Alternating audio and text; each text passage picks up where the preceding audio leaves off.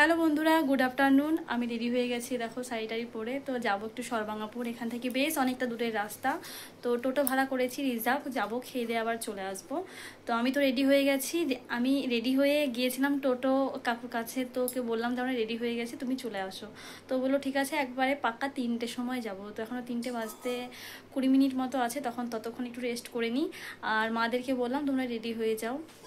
তো এই দেখো, এই শাড়িটা নতুন নিয়েছি, তো কেমন লাগছে প্লিজ কমেন্টে জানিও। হ্যাঁ, চালাক কথা ফোনে বলতে হয়। তো রেডি হয়ে গেছি, ছেলেকেও রেডি করিয়ে দিয়েছি। তো যাব, তোমাদের দাদা ভাই যাবে না। তো আমি, মা, পিহু, আমার বৌদি, আমার ভাইপো, আমার ছেলে আর আমার একটা জেঠিমা যাবো। তো চলো সঙ্গে থাকো। তো সবাই রেডি হয়ে গেছে, আমরা মাদের বাড়ির সামনে চলে এসেছি। তো আমার জেঠিমার এখনও হয়নি বলে একটু ওয়েট করতে হচ্ছে। তা এবার আমাদের টোটো চলতে শুরু করে দিয়েছে।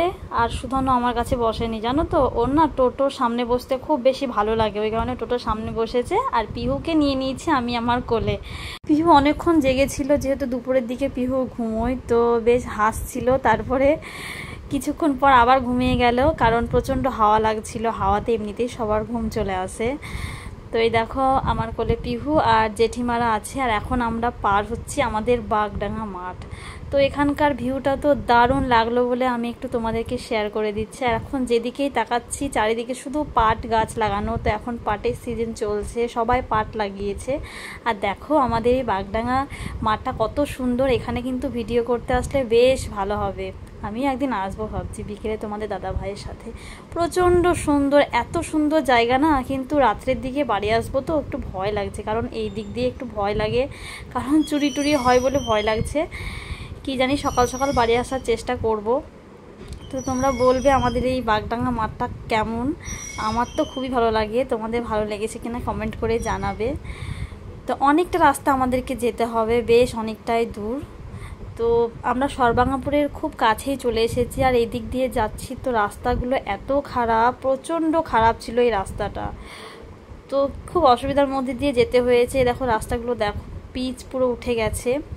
আর পিহু ঘুমিয়ে গেছে, আমার কোলেই ছিল। তারপরে বৌদিকে বললাম একটু তুমি নাও, তো বৌদির কোলে এখন আছে। আর আমার না মনে হচ্ছে কখন পৌঁছাবো, অনেকক্ষণ ধরে টোটোয় বসে আছে, আর ভালো লাগছে না। তো খুব বেশিক্ষণ বসে থাকতে ভালো লাগে না।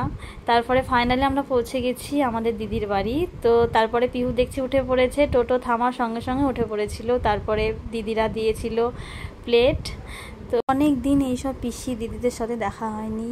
বেশ, আমি এখানে এসেছি প্রায় 14 বছর পর। তো বেশ ভালোই লাগছে সবার সাথে কথা বলতে, গল্প করতে। আর সুধন্য গিয়েছিল আইসক্রিম কিনতে। তো দুই ভাইয়ে গিয়েছিল, আর এখানে আমার সঙ্গে একটু দুষ্টুমি করছে। দেখতেই পাচ্ছ, যেখানে যাবে হাসি ঠাট্টা দুষ্টুমি লেগেই থাকবে।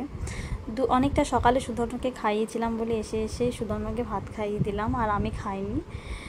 আর এই দেখো, আমরা খাওয়া দাওয়া করার পর যাচ্ছি আর একটা দিদির বাড়ি, কারণ এখানে আর একটা পিসির মেয়ের বিয়ে হয়েছে, তো তাদের বাড়ি যাচ্ছি। তো তাদের বাড়িতে পৌঁছে গেছি। আর এখানে দেখো ভাই বোনের খুনসুটিটা।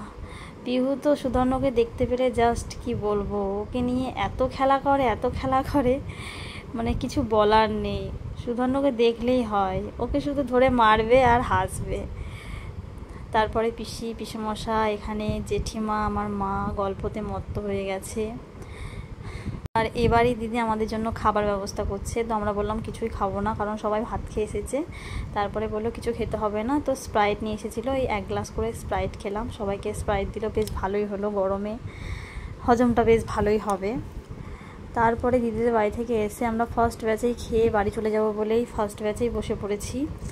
তো দেখো ভাত দিয়ে দিয়েছে থালাতে। আমার মা আর জেঠিমা বসেছে অন্য জায়গায়। তো অনেক দিন যেহেতু দিদিদের বাড়ি আসিনি, তো মনে হচ্ছিল যে খাবো দাবো দিয়ে বাড়ি চলে যাব। আসার পর মনে হচ্ছে আজকে রাতটা থেকে গেলেই ভালো হতো, সবাইকে ছেড়ে যেতে আমার আর ভালো লাগছে না, সবাইকে অনেক মিস করব।